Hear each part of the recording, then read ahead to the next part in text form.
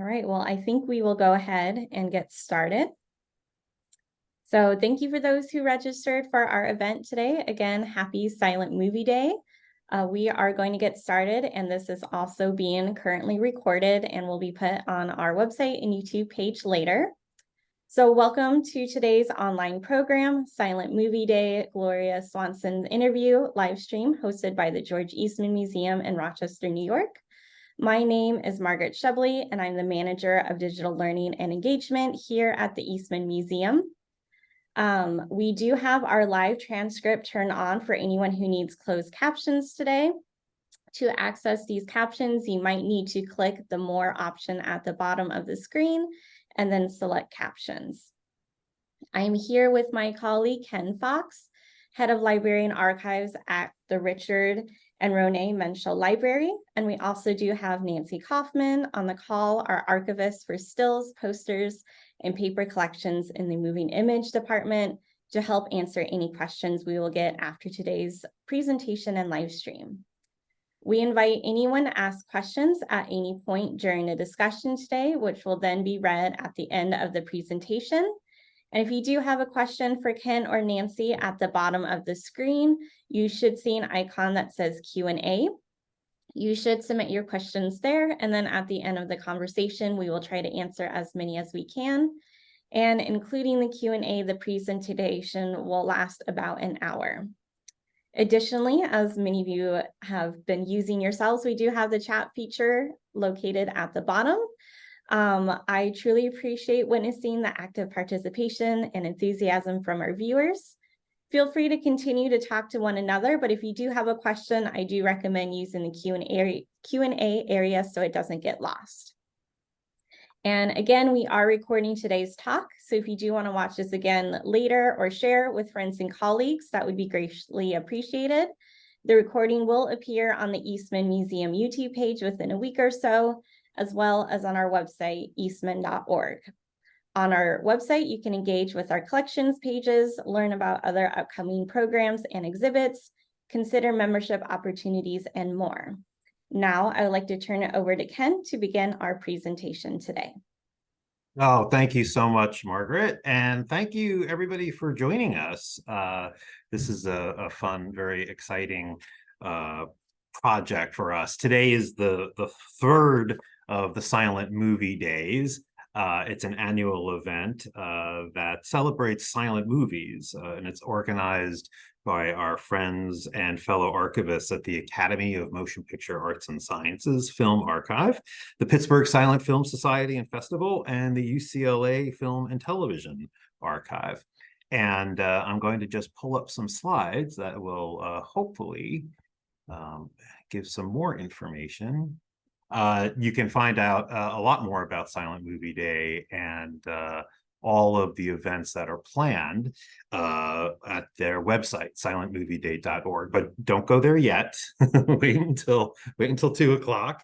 But I will mention that the National Film Preservation Foundation and Silent Movie Day is partnering with the Alamo Drafthouse for a presentation of the Eastman Museum's new restoration of Todd Browning's The Unknown, which includes a new score by our own Dr. Philip Carley, and about 10 minutes of previously lost shots and sequences that are taken from a print at the National Film Archive in Prague. If you haven't seen it, The Unknown is one of the more perverse efforts from the team of Todd Browning and Lon Chaney, which is really saying something. Joan Crawford stars as a circus performer who can't stand to be touched by men, which is just fine with Chaney because he doesn't have any arms. So you can check out the website at silentmovieday.org and find out exactly where the film is playing. I'm sure you're going to really like it. And while we're on the subject of silent movies, they are really a way of life for us here at the Eastman Museum. And we actually celebrate them on a weekly basis with Silent Tuesdays, when we screen a significant film silent film, often from our own collection, with a live accompaniment from Dr. Carly. This Tuesday, we'll be screening Walk Cheerfully, which is a 1930 silent from the Japanese director Ozu. And the following Tuesday, we'll be showing a 1927 wartime melodrama, Hotel Imperial, which stars Gloria Swanson's supposed rival, Pola Negri, although they weren't actually rivals. It was all an invention of fan magazines and the Paramount Pictures publicity department. So be sure to check our calendar at eastman.org. And if you're not lucky enough to already live in Rochester, start planning a trip. At this point, I would just like to introduce my good friend and colleague, Nancy Kauffman. She's the archivist at the Stills, Posters, and Papers collection of the George Eastman Museum's Moving Image Department. Nancy curated most of the many motion picture images you'll be seeing in today's presentation. Most are stills from our collection. A few are frame captures from the film themselves, which Nancy and her department have prepared over the years. So thank you for all your help, Nancy, and welcome. Before we get to Ms. Swanson, I'd just like to take a few minutes to talk about the digitization project of which this interview was a part, and the other recordings that will no doubt be of interest to silent movie fans.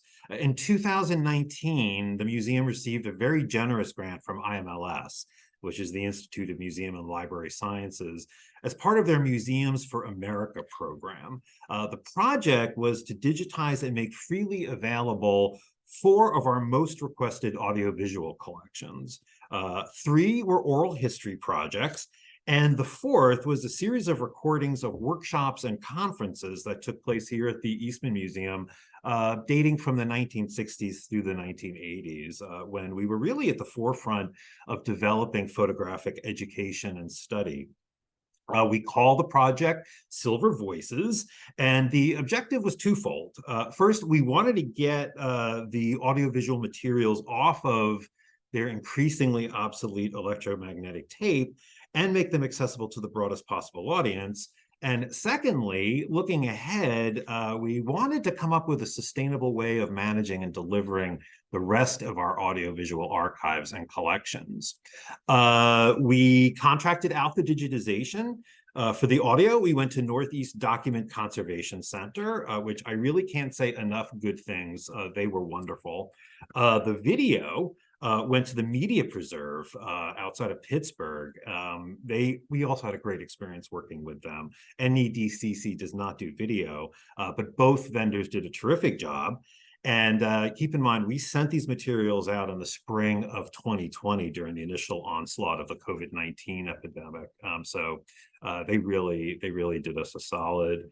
Part of the project also includes contextualizing information, so researchers know, what they're actually listening to. And we decided we were going to leverage archive space in order to manage and deliver the materials. And there's we host the videos on SoundCloud. We host the audio on SoundCloud. We host the video on Vimeo. And how we did this is really worth a presentation in itself, and hopefully we will be doing one soon. But if you're an archivist wonk like me, you can just contact me directly. My email address will come up at the end of the presentation, and I'd be more than happy to talk about it. And at the end, we'll also present the URL for the Silver Voices Project webpage, so you can go and check out where we're at with it and listen to the many recordings that are available. So I mentioned there were 4 projects. The first I'll mention was the Photography Oral History Project, which is 37 interviews with notable photographers like Ansel Adams, Lisette Modell, Andre Kertész. The second is an oral history of photography conservation, which is a video collection of conservators at work. And there's also I did mention the symposia already. There are 19 of them that are included.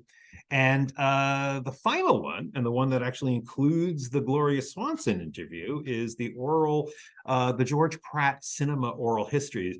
I think Nancy is much better positioned to just talk about this for a couple of minutes. Nancy?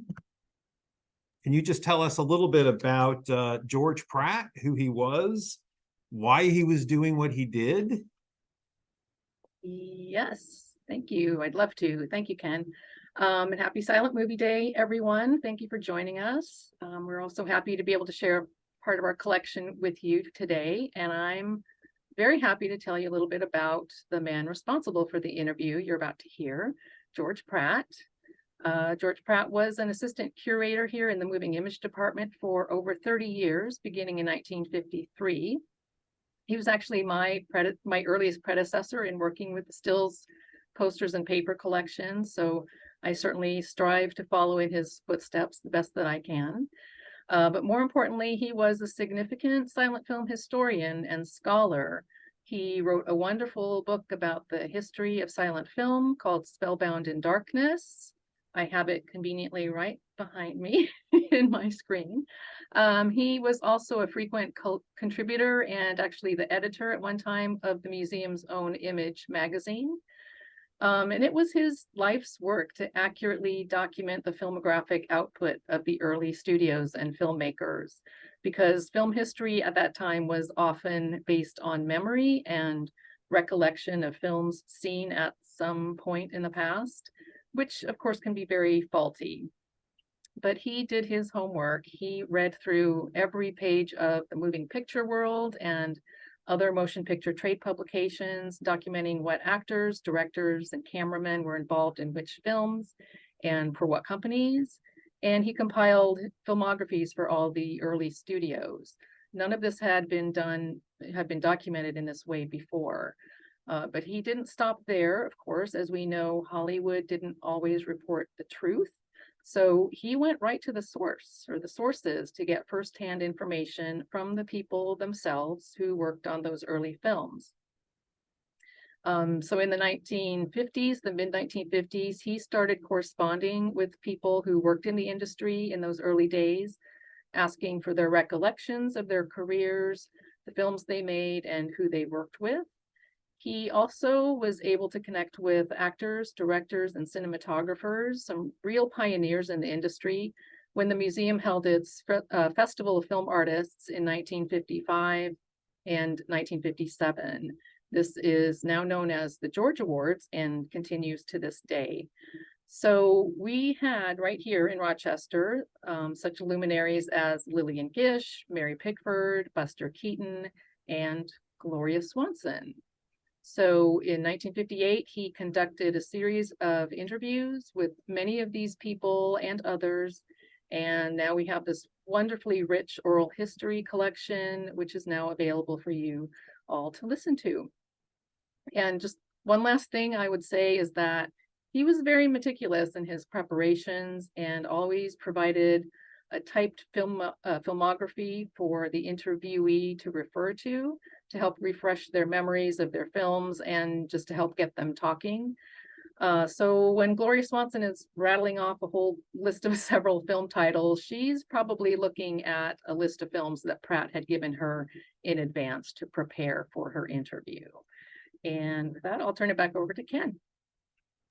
Great, thank you, Nancy. So the interview we're about to hear is actually the second half of a recording that Pratt made with Swanson in 1958. That would be about 8 years after the premiere of her so-called comeback film in Sunset Boulevard. She would live and work mostly on TV and in print for another 25 years. We hope to discover that first half, although it may no longer exist, unfortunately, but we'll continue to look. So before we listen to Swanson herself, who picks up talking about her career in about 1921, I'd just like to give a quick overview of her life up to that point. I have to admit that my introduction to Gloria Swanson did not come from any of her silent films or even Sunset Boulevard, which is the film she's probably best known for today. My introduction came from the Carol Burnett show. This was a recurring character she would play. It was named Nora Desmond, obviously based on Swanson's unforgettable Norma Desmond. And frankly, to this day, 50 years later, after first seeing this, whenever I'm talking about Sunset Boulevard, I have to stop and try to remember whether Swanson's character in the film is actually Nora or Norma Desmond, but it is Norma Desmond. And as much as I love the film, I do wish that we could somehow talk about Gloria Swanson's career as an actor during the silent era outside of that film's long shadow. In truth, Swanson would become so closely associated with the character that it's really hard to see her clearly. Just hold on a second.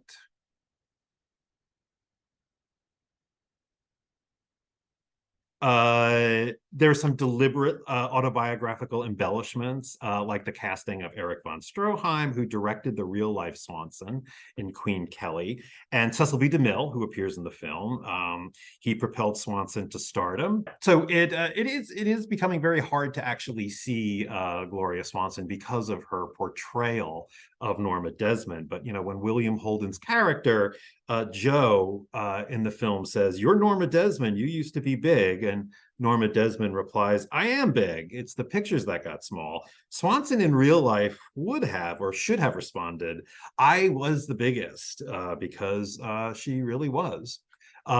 Gloria Swanson was born on March 27th in 1899 in Chicago, Illinois, which was already becoming a central hub of filmmaking activity.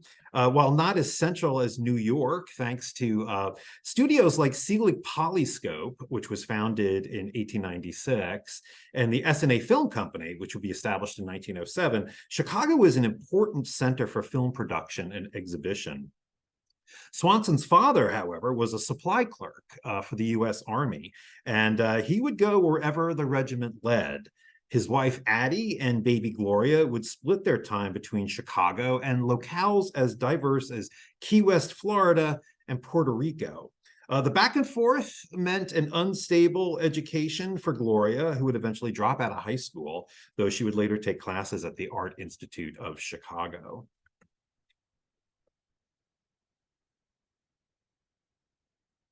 One day, or so the story goes, 15-year-old Gloria was taken by her Aunt Inga on a tour of S&A studios. Inga was apparently an acquaintance of George Spoor, who is the S in S&A. Gloria was offered a walk-on part in a short called The Song of the Soul, and a star, or at least an extra, in a crude two-reel comedy was born. Today, we can first see Gloria playing a stenographer in the 1915 Charlie Chaplin comedy, His New Job. Chaplin had recently moved to Chicago from California, where he'd been making shorts. He moved to Chicago from California, where he'd been making shorts for Max Sennett at Keystone Studios in Edendale. His New Job was the first in a series of formative films he would make while at S&A.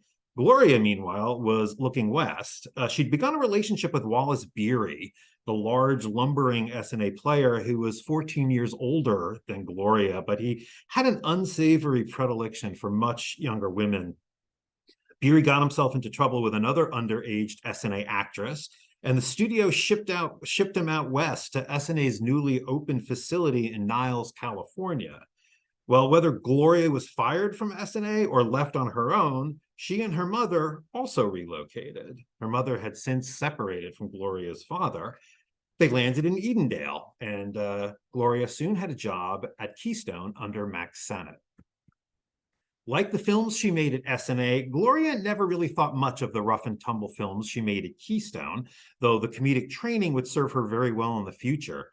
Extreme slapstick was the order of the day. Keystone was, of course, home to the bumbling Keystone Cops and the Sennett Bathing Beauties, of which Gloria would forever insist she was not a part, though she was certainly Bathing Beauties adjacent. That's Gloria on the left with Max Swain, and the rest are Sennett's Bathing Beauties. Gloria aspired to more dramatic roles, and throughout her career, she was always keen to be seen as a serious actress.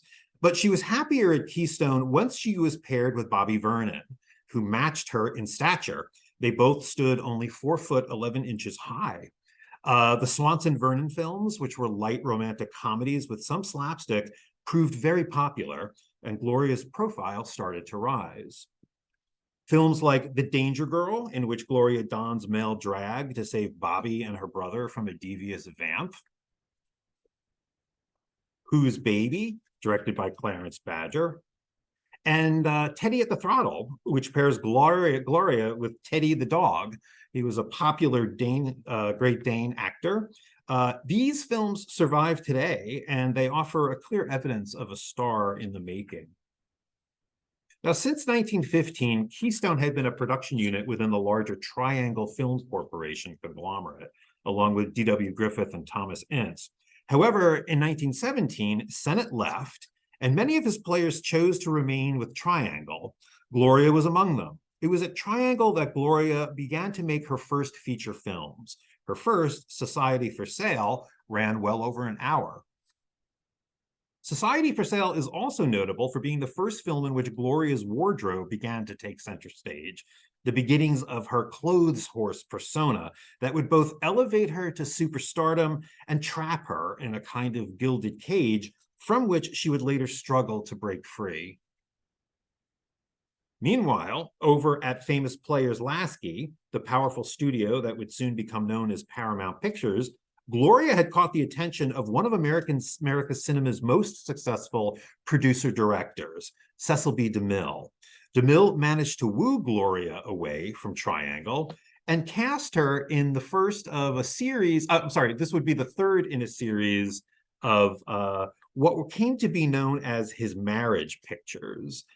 These were clever comedic melodramas about modern couples who were trapped in unhappy marriages, and they divorce only to find that, yes, the grass is greener, and these films often end inevitably with the couple remarrying, but only after one or both of the partners undergo a makeover.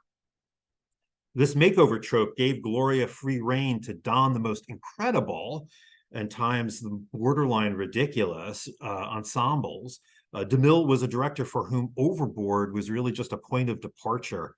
Unlike the cash-strapped Triangle, at Famous Players Lasky, the furs were real, the jewels were real, even the flowers on the set were real.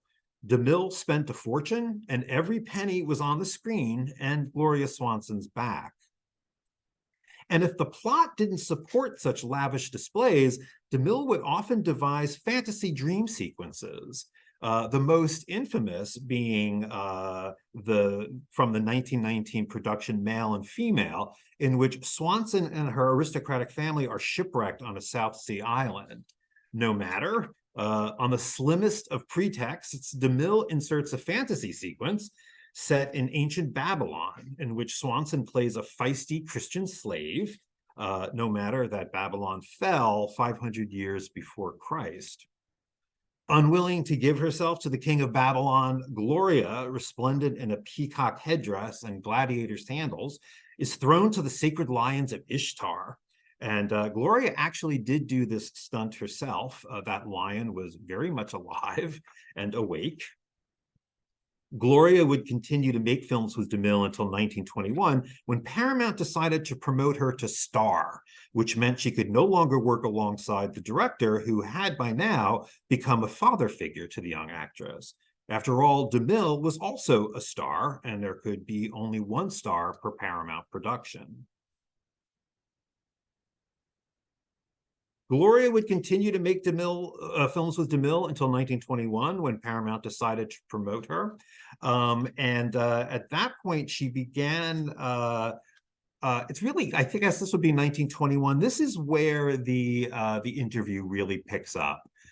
With the film The Great Moment, which was not directed by DeMille, but Sam Wood, who was DeMille's assistant director.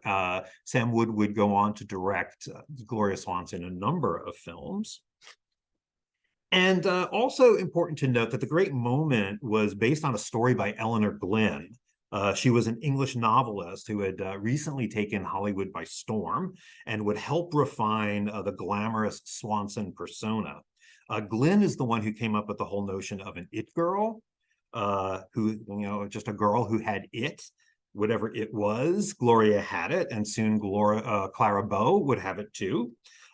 So at this point, I would like to turn the interview finally over to Gloria Swanson. So at this point, my pictures went from The great moment, of course, I wore beautiful clothes in that, and then the affairs of, the episode from the Affairs of Anatole, which was called Don't Tell Everything, and then to Under the Lash, which was not a clothes picture of, it's called a Schumalighter, oh yes. But they had a feeling that I must do things with very glamorous and a lot of clothes and so on and so forth. So the next thing that happened was a boy called Valentino. I'd been going horseback riding with him, and he had not yet become famous. He had not made the Four Horsemen of the Apocalypse. And he was dreaming, like so many do, of a career. We used to go up in the hills of Hollywood and look down over this little city, and he had ideas of course, of what he wanted to do, and I was already an established star. But I can't tell you the thrill I had when I stood in the lobby and saw his first picture and was able to congratulate him on that. So then what was he going to do for a second picture? So Paramount had an idea that he should do it with me, and that was called Beyond the Rocks. And of course that was an Eleanor Glynn story, and I might say that she almost swooned with the prospects of having Rudolph Valentino. And we had a lot of fun doing that picture. We had to go over to Catalina, which is another island off the coast of California. Then again, I went back into the clothes. The next picture, The Gilded Cage, The Impossible Mrs. Ballou, My American Wife, Prodigal Daughters, Bluebird's Eighth Wife, all clothes, clothes, clothes, clothes. It seemed to me that each picture I made, the train just on my evening gown just got a little longer, and I was getting bored with this whole idea because I hadn't just done this with Cecil DeMille. I certainly hadn't at Triangle. And I did not want to become identified with just being a clothes horse, and I went in and said, and I don't want to be a clothes horse. I was the one who gave myself this title. I want to be an actress. Well, nothing I said seemed to impress the bosses, so it was true. I did need an operation, and so I told a fib. I went in and said, I'm going to New York to be operated. I'm not going to be operated here. Well, they were all for that. So off I went to New York and got off the train, went right up to the New York famous Players Lasky's, and asked for Mr. Walter Wanger, who was the head of the story department in those days, and said, Mr. Wanger, I want to do Zaza. He looked at me and he said, why, I thought you were going to the hospital to be operated. And I said, after Zaza.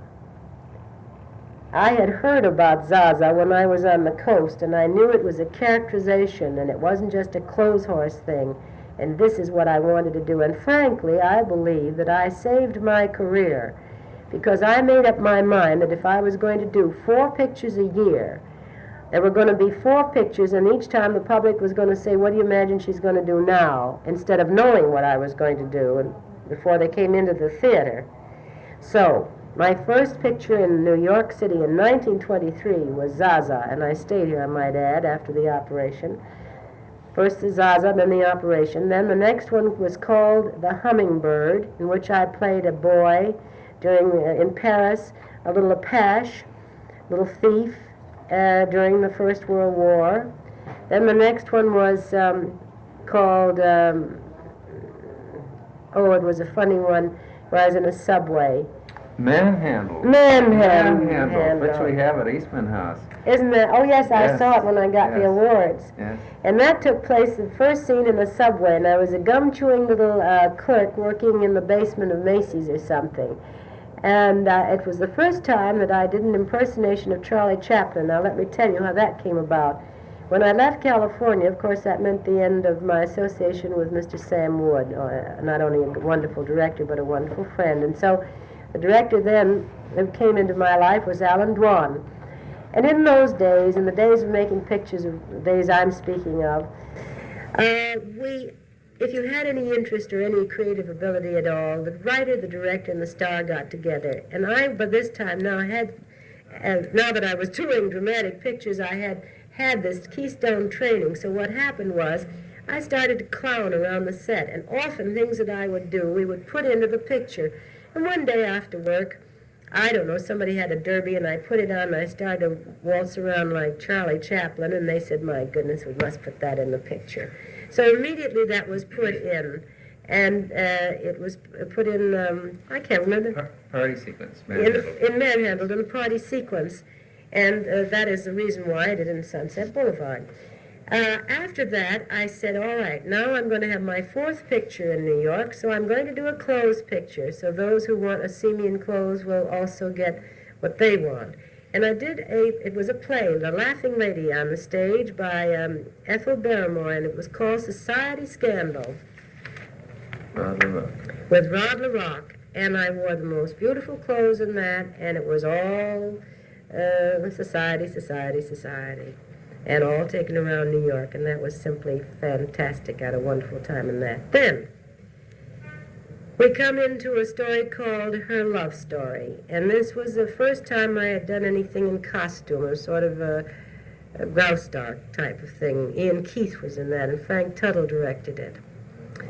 And then I went back to Wages of Virtue, and Ben Lyon was the leading man in that, and I played that was fun too, because it was a Foreign Legion story, and I carried bottles on my head and packages on my head. I'd done this in Puerto Rico, you know, learned how the natives put everything on their head, and I used to put my school books on my head when I was a youngster coming home from school, so I was able to do this in Wages of Virtue. By this time, I had gone to Europe. In fact, I had gone to Europe every year since 1922, and I wanted to do a story in Europe, and the name of it was Madame Saint-Jean. But there was some controversy, and by this time I was considered quite an important star, so I got my way about filming it over there instead of filming it in America. And we were this is another book all in itself.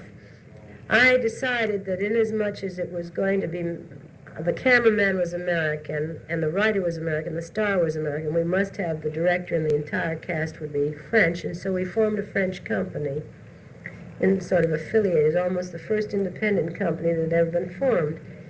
And we were privileged to actually go into Fontainebleau, the chateau, the palace there, and Malmaison and Compiègne, which had been deprived of even UFA, which was a very important company in those days, a German company, and no French company had even had permission to go into the interiors and actually shoot the rooms, the ballrooms, the library of Napoleon, Marie Antoinette's bedroom, Marie Louise, Teresa. It was, and I'm telling you we did this, but with a great deal of difficulty did we get permission, because the curator was all for it, but the architect wasn't. And in those days, we would finally get permission from the Minister of Interior, Exterior, and whatnot, and we'd have one foot in the door of Fontainebleau when the French government would fall. And then we'd have to start the whole process all over again, and then we'd start again. And we had made about 6 different attempts, and finally it worked. But in the meantime, in Fontainebleau were 300 extras walking around daily in costume, which was, for the tourists, they didn't know whether they'd gone mad or not. And some years later, somebody told me a very amusing story. They said, you know, Miss Swanson, you were almost responsible for me being locked away in a padded cell. And I said, what on earth have I done now? He said, well, he was convalescing at Malmaison, and the doctor had finally said to him, now your fever's down, it's perfectly all right, you can let your nurse go and start to move around. And he said the first day I remember opening up the window, throwing it open and looking out into the garden and seeing Napoleon and Josephine. He said I thought I'd lost my mind, and I fell back in bed with the fever. And when the woman of the little hotel came in, he said I was afraid to ask her if she could see the same thing. But she finally assured me that it was nothing but a lot of motion picture people over there, and a crazy American, too, called Gloria Swanson. So he said, you see, the narrow escape I got with it. Then, that is when I married and almost lost my own life over there, and when I returned, And I would say it was probably the high point as far as the ladder goes. There were no more rungs on the ladder, it seemed. And I came back to America with a great deal of fanfare, and back to California. In fact, the prodigal had returned, and Lazarus had come out of the grave, and Cinderella had married a title prince.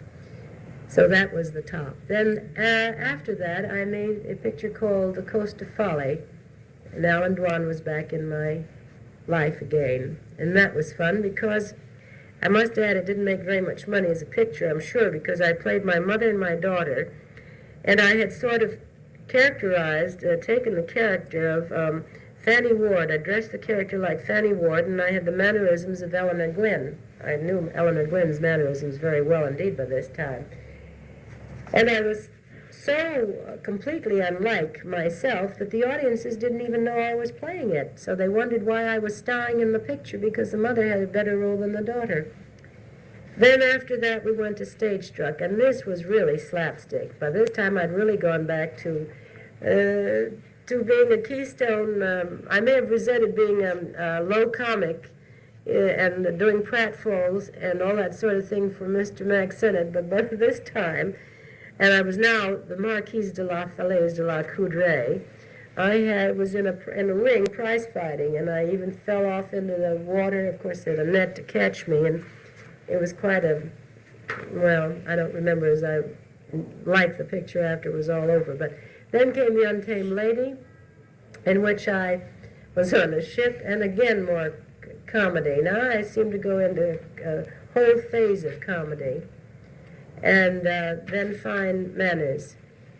And then there's a big change in my career because at this point, the reasons which I hope will never be known publicly, my not signing again with Paramount, but going out on my own with the United Artists, are very personal.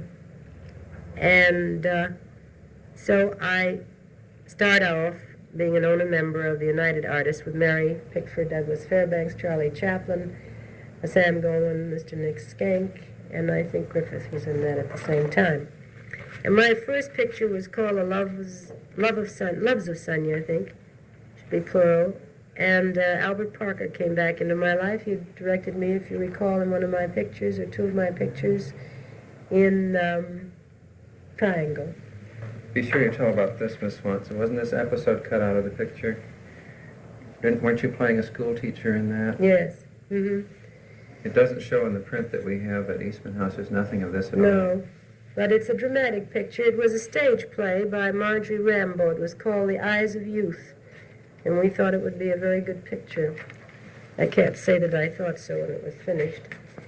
Then the next one, and the one I loved almost most to make, of my silent pictures that I did myself, was called Sadie Thompson. And Raoul Walsh and I wrote the script on that. He directed it. He played the Marine in it, and Lionel Barrymore played Davidson. Although he was not called Reverend Davidson in the pictures, he was in the play. We made him a religious fanatic. And that was the last picture that I made on my own as a silent picture to be released. However, there was one more, and this is a very amazing picture that doesn't want to die. It's been on the shelf, it's been dusted off, it's been put back, and it has quite something. It's called Queen Kelly. Some people have heard of it. Some have seen parts of it in the Museum of Modern Art in various places. As well as, I don't know whether, do you have it up there? No, we don't have it. Well, you should have a print of it. It was written and directed by Erich von Stroheim, and I have to tell a very interesting thing, because I've had a few things like this happen to me in my life. The first day on location, I was in Griffith Park in a tent, which was my dressing room. And there was a little woman who was my dresser called Anne Morgan, little Scotch woman, red hair, and a friend of mine, a girl that I'd known from S&A, first met her there. So I'd known her since I was 15 years old, called Virginia Bowker. And the two of them were with me, and I was powdering my nose just prior to going out to make my first scene for Queen Kelly. As I looked at myself in the mirror, I said, oh, something very strange. I don't see this picture finished. And the little woman with the red hair, Anne Morgan, said, oh, madam, you don't mean that you're going to die, do you? And I said, no, I don't know what I mean. But I don't see this picture as a finished picture. And with that, I was called, and that was forgotten. And out I went. I worked on the picture. We made indoor scenes. We worked, I had space over at RKO at the time. Then the picture was moved from there to Pathé, and everything seemed to be going along all right. But I had some worries about certain things. And finally, one day, I walked off the set, and I called my partners, financiers in New York, and said, come out here, because we don't have a picture. I'm sure what we're shooting now is highly censorable, and there's no need to spend a lot of money on stuff that's going to be thrown in the wastepaper basket and come quick. Well, this is exactly what happened. The picture was stopped. From that moment, we tried to do other things. At this point, talking pictures were coming in, and somebody suggested that we put one reel, the last reel in, and I said, no, I don't want to do this. The people I was associated with begged me to try and to make a dream out of it, or try and make it a flashback or something, or put it in a new framework. And I said, well, it'll just throw good money after bad money. Already $600,000 had been spent. So I, to satisfy my partner, said, all right, and we spent another $200,000. Well, that meant $800,000 had spent. In the meantime, a man called Edmund Goulding and I were meeting sort of quite secretly, and he had an idea for a story, and I thought, this is what I must do. I must make a talking picture. Forget Queen Kelly. What we've got is beautiful, but it went from one country as a convent girl into Africa, and it took place in a brothel. And while in the reading of it, it skirted over this, you didn't get it, but when it was being shot by Mr. von Stroheim, there was no question about where you were and what was going on, and I just knew that there was no way of saving this story. So I then went on to the writing of, with Mr. Edmund Goulding and a woman from the theater called Laura Hope Cruz, and in my house in Beverly Hills at 904 Crescent Drive, which no longer exists, just opposite the hotel where I made my first picture with Max Sennett. I had this home, and in a sunroom, in 3 weeks, a picture called The Trespasser was written by Mr. Goulding, by Laura Hope Cruz, and myself. And, of course, Queen Kelly was quickly forgotten. And then the premiere of The Trespasser was in England. But before I go on to that, I must tell you that some very funny things happened. Mr. Goulding is a very prolific writer and very talented man. And one morning, I was called into my guest room, which was now being occupied by Laura Hope Cruz, and she said, come quickly, because Eddie has a tune, and I think it's good. So I rushed in there in my dressing gown. She was sitting up in bed with curlers, with a tray on her chest. He was standing at the foot of the bed, and he was whistling.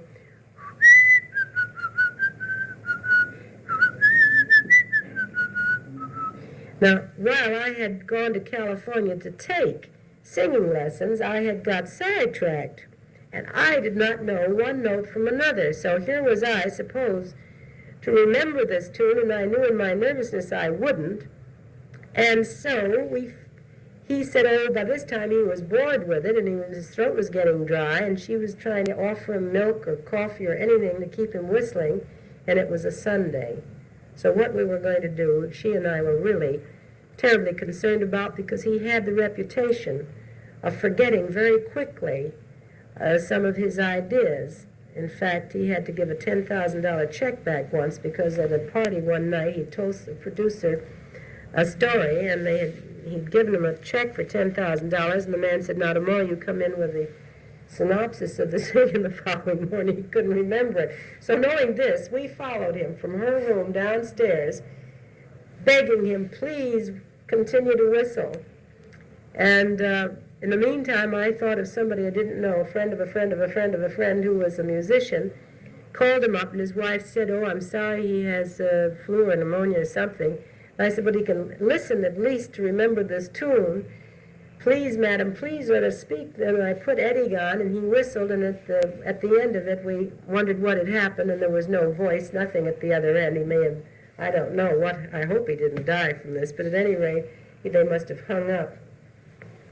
Finally, Eddie Goulding found the name of a violinist, and during the 20 minutes we were waiting for him to arrive in my house, oh, we cajoled, we begged, we prayed, we said, please, just once more, Eddie.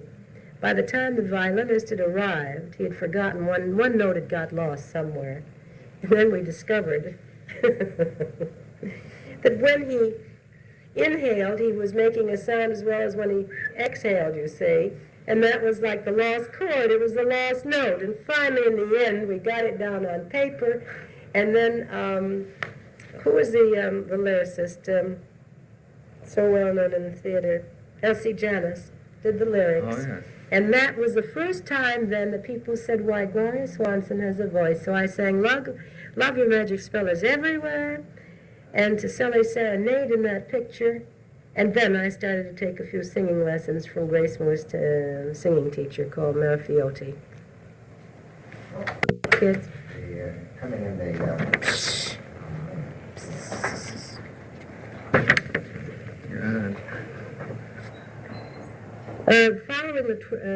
Following the Trespasser, I continued with music and singing in my pictures. And the next one had Vincent Youmans writing the music and the songs. This was directed by Alan Dwan. And it was a comedy that took place on board ship. Then the following one was Indiscreet with Leo McCarrion. Again, this was music by De Silva, Brown, and Henderson, in which we sang. And then much later, in then there's another one, Tonight or Never. I didn't do much singing in this. This was directed by Mervyn Leroy, and Melvyn Douglas did his first picture. He was my leading man.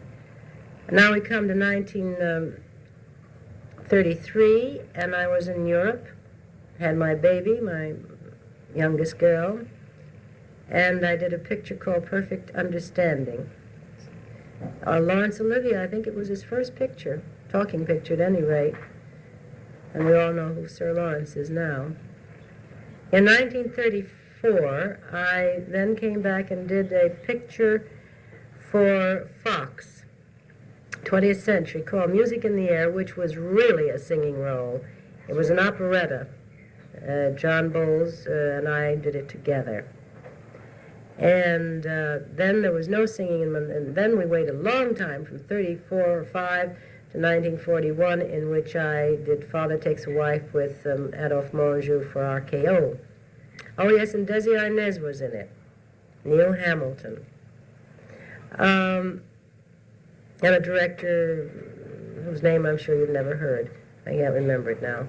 Then 1950 was quite another career, beginning, milestone in my life. 1950, Sunset Boulevard. And of course, Billy Wilder directed it, and it was written by Billy Wilder and Charles Brackett. William Holden, we all know, and it was so nice to see Erich von Stroheim again, because frankly, from the time I'd walked off the set that day, I hadn't really seen him. Sunset Boulevard, I'd like to pause a little bit to talk about this, because this is something in my life that never happened before. There's a curious kind of, you see, I grew up in the picture business. In 1916, I went out there. I saw Hollywood grow. From Hollywood Boulevard was really just a couple of blocks long. Believe me, they had wooden sidewalks in some places just beyond the main section. And the beautiful studio of famous players, Lasky, which I have spoken, was on Vine Street and Sunset Boulevard, where there were pepper trees, and across the street were orchards with, I suppose, lemon or grapefruit or oranges or something hanging on them. And the scent was not of gasoline fumes, but of blossoms. And often people came to work on horseback.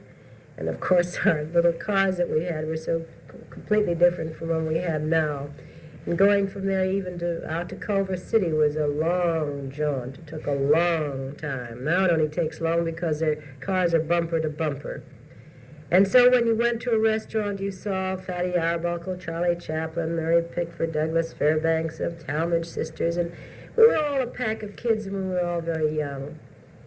Now, when we had the preview of Sunset Boulevard, and I came there to make it, I'll start with that first, the prop men, those are the people who bring you props, the gaffers, the electricians, maybe there are 50 people behind that camera helping you make a scene. You have no idea the atmosphere of love that was on that set. They threw me kisses when I did a scene that they approved of.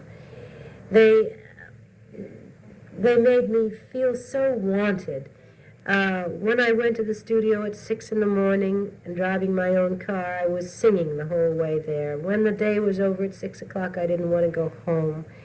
It was such a welcome and such a wonderful part to play. And Brackett and Wilder were so extremely kind and wonderful. And, of course, it was a joy to work with Eric and with Holden. And so it was a picture that was like no other picture I'd ever made. And when it was over and we had the preview in the theater, the studio preview, I came in more or less when it was dark. I couldn't quite see who was around. But there were people from way back when. There was Eileen Pringle. There was Mickey Neeland. There was Harry Cohen. There were...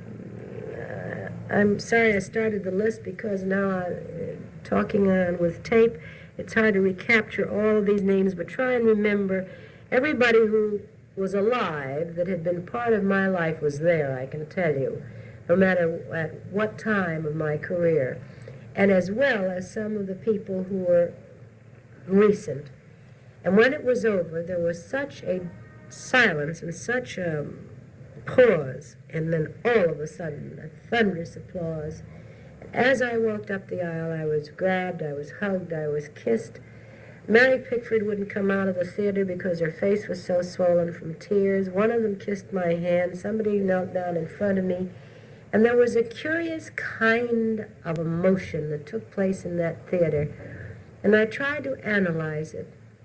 And I came to the conclusion that there was all kinds of emotions, but especially two kinds. One was one and their sweetness toward me as a comrade, somebody that they, part of a school or part of a community or part of an island where people are, that I was family, I was one of them, and they were truly, sincerely glad. And the other one was a curious thing that they thought, you see, everybody in the profession, especially in pictures, worries very much, more so than on the stage, because on the stage, age has nothing to do with it. Women of 60 play girls of 40. But in pictures, this does not follow. And there's always that question of, am I through? That next picture must be as good or better than the one I've just made.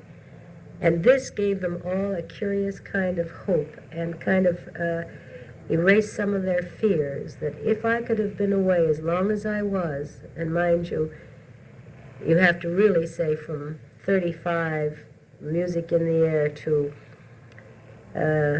48, 49, because Father Takes a Wife was an insignificant picture, and that was the only one I'd made in all of that time, and that's a good many years, that if I could do it, so could they.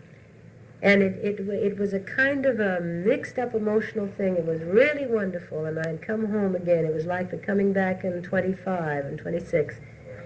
All right. Then I waited. And Sunset Boulevard had a tremendous success as far as I can make out, and then nothing happened. I wasn't offered another picture. I couldn't understand why. I don't know whether it was because they were afraid to try and top Sunset Boulevard, or whether stories for a woman of a certain age were scarce, but the point is I wasn't. And then finally, in panic, I accepted a thing called 3 for Bedroom C, which I didn't want to do and did, and sorry I did, because nothing ever came of it. And the same thing has happened in My Son Nero, which I made in Rome, and which I hope will never play in America. And that is the saga of Gloria Swanson, with the hope that one day I may do Sunset Boulevard as a musical on the stage in New York. Thank you very much. I don't know. Enjoyed it. 1 second. Out of this invention called motion pictures, silent and talking pictures, I have been one of the privileged few, and I am most grateful because it has given me one of the most exciting lives on this planet. And I want to say my thanks to everybody who has contributed to it, and it's been thousands and thousands of people who have made it possible for me. So we do have two, I believe, probably quick questions we can go through today. Again, thank you, Ken and Nancy, and thank you to Gloria Swanson as well for that wonderful presentation. So our first question in the chat here is, do we know her secret personal reasons for leaving Paramount? Oh, that's a really good question. She became more forthcoming by the time she wrote her autobiography in I think it was around 1980. I think what had happened is that she'd been married 6 times, divorced 5 times. And around the time that she was working for Paramount, 1926, 1927, she was in the middle of what was kind of an ugly divorce from her second husband, Herbert Sanborn. And he sort of threatened to name all of the affairs that she had, which she had had. And Cecil B. DeMille, in order to quell any kind of scandal, basically lied to her and said that the Hayes office, which were basically the censors, had insisted that she settle her divorce as soon as possible, not drag this out, don't let it become public, and she did. And then found out later that DeMille had actually lied to her, that it wasn't true. So she left Famous Players Lasky, which by then was Paramount, and joined the independent producers at United Artists. Great. And our next question, which is perhaps the last, just based on some time here, was Sunset Boulevard the musical Gloria Swanson's idea? Well, she seemed to have had it in mind. I don't think it was her idea. There had been a number of sort of funny adaptations. There was a radio adaptation, a couple of them. There was one that was done for television in the 1950s. So it had continued to be adapted. I think it was something that by the time she gave this interview in 1958, was certainly on her mind, and she wasn't wrong. But she died in 1983. Andrew Lloyd Webber really didn't start developing the musical until the late 1980s. So it may have been her idea. I don't know how much she would have shared it with Andrew Lloyd Webber. All right, I can give it a quick moment to see if any other questions jump in, but those were the two we had. All right, well, I think just because we are a little over time, we'll go ahead and end it there. Okay. Thank you for everyone for joining us. Again, thank you, Ken. Thank you, Nancy. Thank you to new and returning museum members and guests. As Ken was saying, please check our website for future online programs, exhibitions, membership information, and more. And again, that website is eastman.org. And I hope everyone has a wonderful rest of your day today. Great. Thanks, everyone.